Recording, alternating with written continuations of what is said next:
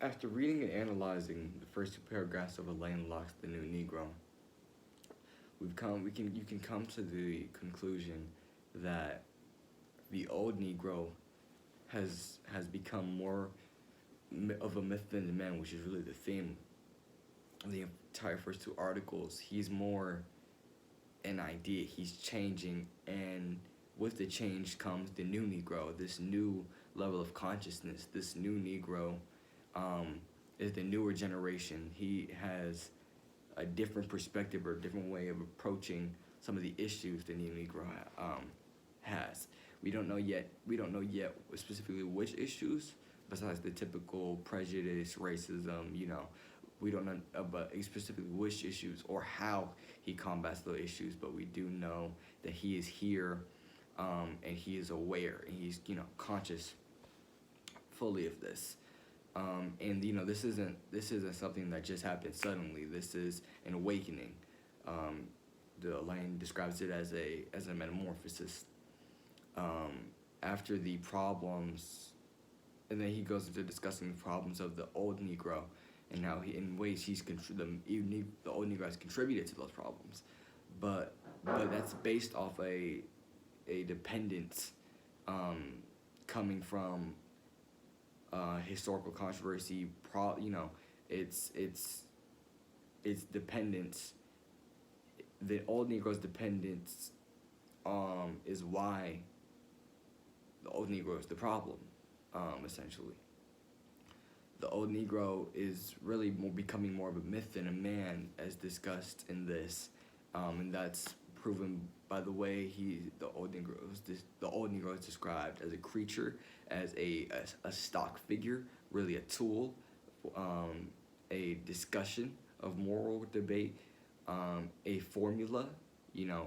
He's becoming more ideas versus more human, especially when it comes to the discussion. He gives the example of the shadow, and him becoming more of his shadow, or relating more to his shadow than his personality. He's starting to see himself more in what people see in him versus what he sees in himself. He's losing that sense of himself. He's essentially his soul. He's losing, what makes him him, and he's starting to accept what people see him as. Then Elaine Locke, supports his claims and what he thinks many times. But one of the things that stood out to me was the discussion of social mimicry. When we think of mimicry, especially in the animal kingdom, mimicry is when an animal copies or strategically uses the not tactics, but the camouflage or traits of another animal to survive.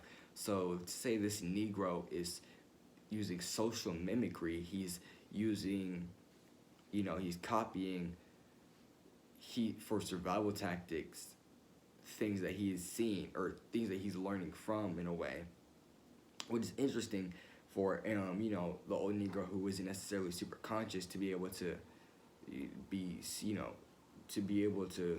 do social mimicry, so that's interesting in a way. So it's not that the old Negro is completely dull in the mind, because there are old Negroes who are still philanthropists and sociologists and race leaders, but the only problem is they're not necessarily high enough to beat those stereotypes of just being a philanthropist, sociologist, or a race leader. Come this new Negro, we might see, it's not said yet how the new Negro will break the stereotypes, or if he breaks them at all, or necessarily just creates a different, the whole point of the new Negro, a new wave of consciousness, is a new train of thought.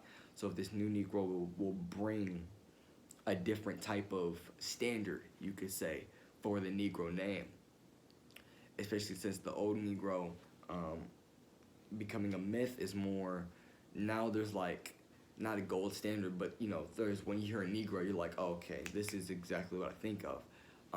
When that's not the case, that's like especially when it says stock figure, you could think of, for an example, the picture you get when you buy a frame. That is the face value, that's the face value, exactly what you see, but before you buy the product. But this is unlike the Negro. What you see isn't necessarily exactly what it is. Same as the shadow. The shadow of the Negro is not necessarily what makes the Negro. So it's going to be interesting to see exactly how the new Negro defeats this, if he does even, or creates a new stereotype for the Negro name.